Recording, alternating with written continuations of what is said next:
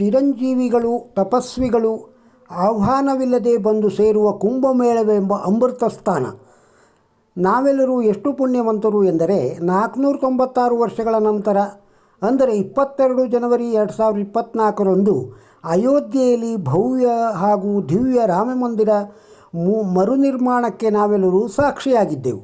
ಅದೇ ರೀತಿ 144 ವರ್ಷಗಳ ನಂತರ ಪ್ರಯಾಗರಾಜ್ನಲ್ಲಿ ಈ ವರ್ಷ ಮಹಾಕುಂಭಮೇಳ ನಡೆಯಲಿದ್ದು ವಿಶ್ವಾದ್ಯಂತ ಕೋಟ್ಯಾಂತರ ಜನರು ಇತಿಹಾಸ ನಿರ್ಮಿಸಲು ಕಾತರದಿಂದ ಕಾಯುತ್ತಿದ್ದಾರೆ. ಕುಂಭಮೇಳ ಜಗತ್ತಿನಲ್ಲೇ ಅತಿದೊಡ್ಡ ಸಂಖ್ಯೆಯಲ್ಲಿ ಜನ ಸೇರುವ ಧಾರ್ಮಿಕ ಹಾಗೂ ಸಾಂಸ್ಕೃತಿಕ ಮೇಳವಾಗಿದೆ. ಕುಂಭ ಎಂದರೆ ಮಡಿಕೆ ಎಂದು ಅರ್ಥ. ಸಮುದ್ರ ಮಂಥನದ ಸಮಯದಲ್ಲಿ 4 ಹನಿ ಅಮೃತವು 4 ಪವಿತ್ರ ತೀರ್ಥಕ್ಷೇತ್ರದಲ್ಲಿ ಬಿದ್ದವು ಎಂಬ ಪ್ರತೀತಿ ಇದೆ. ಈ ಪವಿತ್ರ ತೀರ್ಥಕ್ಷೇತ್ರಗಳು ಯಾವುವು ಎಂದರೆ ಹರಿದ್ವಾರದಲ್ಲಿ ಹರಿಯುವ ಗಂಗಾ ನದಿ, ಗಂಗಾ, ಯಮುನಾ ಮತ್ತು ಸರಸ್ವತಿ ಸೇರುವ ಪ್ರಯಾಗ್ರಾಜ್, ಮಧ್ಯಪ್ರದೇಶದ ಉಜ್ಜಯಿನಿಯ ಕ್ಷಿಪ್ರ ನದಿ, ನಾಸಿಕದಲ್ಲಿರುವ ಗೋದಾವರಿ ನದಿ. ಒಟ್ಟು ಭಾರತದಲ್ಲಿ 4 ರೀತಿಯ ಕುಂಭಮೇಳ ನಡೆಯುತ್ತದೆ. ಕುಂಭಮೇಳ 4 ವರ್ಷಗಳಿಗೊಮ್ಮೆ ಹರಿದ್ವಾರ, ಪ್ರಯಾಗ್ ರಾಜ್, ಉಜ್ಜಯಿನಿ ಹಾಗೂ ನಾಸಿಕ್.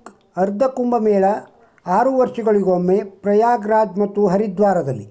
ಪೂರ್ಣ ಕುಂಭಮೇಳ 12 ವರ್ಷಗಳಿಗೊಮ್ಮೆ ಪ್ರಯಾಗ್ರಾಜದಲ್ಲಿ. ಮಹಾಕುಂಭಮೇಳ 144 ವರ್ಷಗಳಿಗೊಮ್ಮೆ 12x12 ಪ್ರಯಾಗ್ರಾಜ್. ಈ ಬಾರಿಯ ಕುಂಭಮೇಳ ಉತ್ತರ ಪ್ರದೇಶದ ಪ್ರಯಾಗ್ರಾಜ್ನಲ್ಲಿ ನಡೆಯಲಿದ್ದು 13 ಜನವರಿ 2025 ಪುಷ್ಯ ಪೂರ್ಣಿಮೆಯಂದು ಪ್ರಾರಂಭವಾಗಲಿದ್ದು 26 ಫೆಬ್ರವರಿ 2025 ಮಹಾಶಿವರಾತ್ರಿಯಂದು ಮುಕ್ತಾಯವಾಗಲಿದೆ.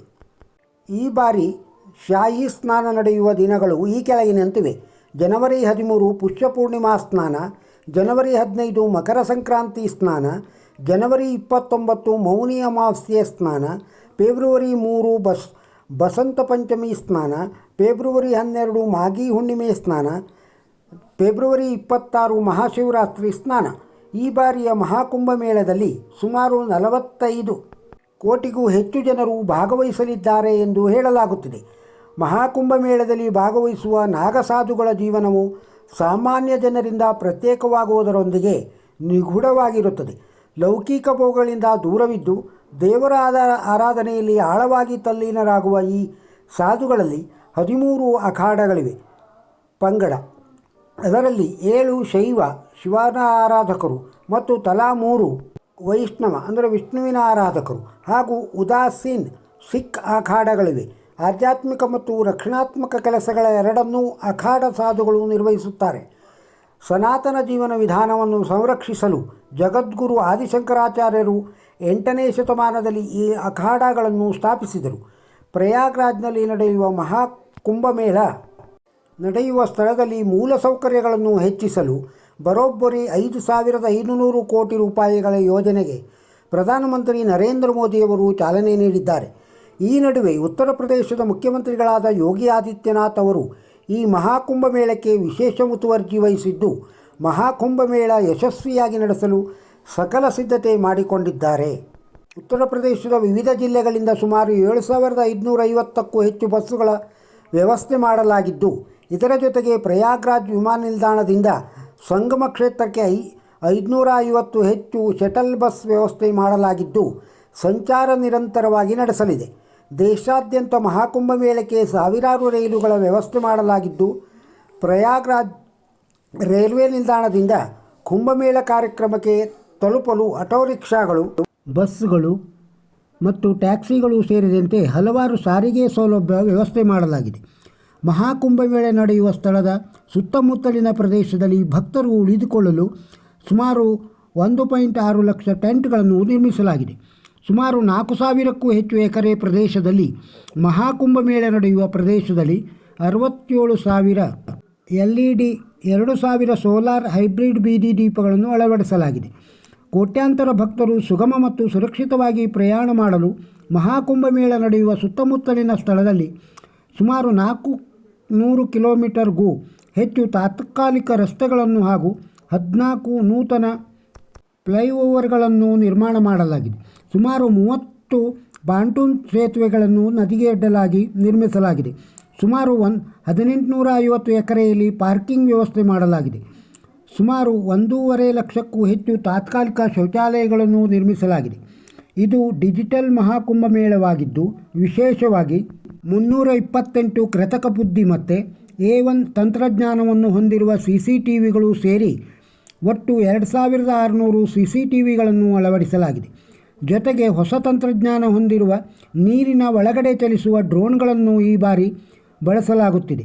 ಮಹಾಕುಂಭಕ್ಕೆ ಬರುವ ಭಕ್ತರಿಗೆ ರೇಡಿಯೋ ಫ್ರೀಕ್ವೆನ್ಸಿ ಐಡೆಂಟಿಫಿಕೇಷನ್ ತಂತ್ರಜ್ಞಾನ ಹೊಂದಿರುವ ರಿಸ್ಟ್ ಬ್ಯಾಂಡ್ಗಳನ್ನು ಒದಗಿಸಲಾಗುತ್ತದೆ. ಇದರ ಸಹಾಯದಿಂದ ಮೇಳದಲ್ಲಿ ಯಾರಾದರೂ ಕಳೆದು ಹೋದಲ್ಲಿ ಅವರನ್ನು ಈ ತಂತ್ರಜ್ಞಾನದ ಮೂಲಕ ಟ್ರ್ಯಾಕ್ ಮಾಡಲಾಗುತ್ತದೆ. ಮಹಾಕುಂಭ ಮೇಳದಲ್ಲಿ ಇದೇ ಮೊದಲ ಬಾರಿಗೆ ರಾಷ್ಟ್ರೀಯ ವಿಪತ್ತು ನಿರ್ವಹಣಾ ಪಡೆ NDRF ICU ಸೌಲಭ್ಯ ಹೊಂದಿರುವ ಆಂಬ್ಯುಲೆನ್ಸ್ಗಳನ್ನು ನದಿ ನೀರಿನ ಮೇಲೆ ಆಯಕಟ್ಟಿನ ಸ್ಥಳದಲ್ಲಿ ನಿಲ್ಲಿಸಲಾಗುತ್ತದೆ. ಈ ಆಂಬ್ಯುಲೆನ್ಸ್ಗಳಲ್ಲಿ ವೈದ್ಯಕೀಯ ಸಿಬ್ಬಂದಿ ಮತ್ತು ಹಾಸಿಗೆಗಳ ಜೊತೆಗೆ ಆಮ್ಲಜನಕ ಮತ್ತು ವೆಂಟಿಲೇಟರ್ಗಳ ಸೌಲಭ್ಯಗಳನ್ನು ಒದಗಿಸಲಾಗಿದೆ. ಇದರ ಜೊತೆಗೆ ನದಿಯಲ್ಲಿ ಸ್ನಾನ ಮಾಡುವವರ ಸುರಕ್ಷಿತ ದೃಷ್ಟಿಯಿಂದ 800 ಪ್ರಾದೇಶಿಕ ಸಶಸ್ತ್ರ ಕಾನ್ಸ್ಟೇಬಲ್ PAC ಹಾಗೂ 150 SDRF ಸಿಬ್ಬಂದಿಗಳನ್ನು ನಿಯೋಜಿಸಲಾಗಿದೆ. ಸುಮಾರು 37,000 ಪೊಲೀಸರನ್ನು ಹಾಗೂ 14,000 ಹೋಮ್ ಗಾರ್ಡ್ಗಳನ್ನು ನಿಯೋಜಿಸಲಾಗಿದೆ. 10,200 ಸ್ವಚ್ಛತಾ ಕಾರ್ಮಿಕರನ್ನು ನಿಯೋಜಿಸಲಾಗಿದೆ. ಮಹಾಕುಂಭಮೇಳ ನಡೆಯುವ ಸ್ಥಳಕ್ಕೆ ಆಗಮಿಸುತ್ತಿದ್ದಂತೆ ಪೌರಾಣಿಕ ಪ್ರಾಮುಖ್ಯತೆಯನ್ನು ಸಾರುವ 30 ವಿವಿಧ ಕಮಾನುಗಳನ್ನು ನಿರ್ಮಾಣ ಮಾಡಲಾಗಿದ್ದು ಭಕ್ತರಿಗೆ ದೇವಲೋಕದ ದಿವ್ಯ ದರ್ಶನ ಆರಂಭವಾಗಲಿದೆ. ಸುಮಾರು 12 ಕಿಲೋಮೀಟರ್ನಲ್ಲಿ ತಾತ್ಕಾಲಿಕ ಘಟಗಳನ್ನು ನಿರ್ಮಾಣ ಮಾಡಲಾಗಿದೆ. 450 ಕಿಲೋಮೀಟರ್ನಷ್ಟು ಪೈಪ್ಗಳ ಮೂಲಕ ಕುಡಿಯುವ ನೀರಿನ ವ್ಯವಸ್ಥೆ ಮಾಡಲಾಗಿದೆ. ಈ ಅದ್ಭುತವಾದ ಕಾರ್ಯಕ್ರಮವನ್ನು ಲೈವ್ ಪ್ರಸಾರ ಮಾಡಲು ಅಮೇರಿಕಾ, ಆಫ್ರಿಕಾ ಹಾಗೂ ಆಸ್ಟ್ರೇಲಿಯಾ ಸೇರಿದಂತೆ 82 ದೇಶಗಳು ಕೇಂದ್ರ ಸರ್ಕಾರದಿಂದ ಅನುಮತಿ ಪಡೆಯಲು ಅರ್ಜಿ ಸಲ್ಲಿಕೆ ಮಾಡಿವೆ. ಈ ಮಹಾಕುಂಭಮೇಳದ ಬಗ್ಗೆ ನನಗೆ ಸಿಕ್ಕಷ್ಟು ಹಾಗೂ ತಿಳಿದಷ್ಟು ಮಾಹಿತಿಯನ್ನು ಈ ಲೇಖನದಲ್ಲಿ ಹಂಚಿಕೊಳ್ಳುವ ಪ್ರಯತ್ನ ಮಾಡಿದ್ದೇವೆ. ಈ ಐತಿಹಾಸಿಕ ಕಾರ್ಯಕ್ರಮ ಅಭೂತಪೂರ್ವ ಯಶಸ್ಸು ಕಾಣಲಿ ಎಂದು ನಾವೆಲ್ಲರೂ ಆಶಿಸೋಣ. ಕುಂಭಮೇಳದ ಬಗ್ಗೆ ಸ್ವಲ್ಪ ಮಾಹಿತಿಯನ್ನು ಕೇಳಿದಿರಿ. ಈ ವಿಡಿಯೋ ನಿಮಗೆ ಇಷ್ಟವಾಗಿದ್ದರೆ ಒಂದು ಲೈಕ್ ಕೊಡಿ. ಇದನ್ನು ಇತರರಿಗೂ ಶೇರ್ ಮಾಡಿ. ನಮ್ಮ ಚಾನಲ್ಗೆ ಇನ್ನೂ ಸಬ್ಸ್ಕ್ರೈಬ್ ಆಗದೇ ಇದ್ದರೆ ಸಬ್ಸ್ಕ್ರೈಬ್ ಆಗಿ. ನಮಸ್ಕಾರ.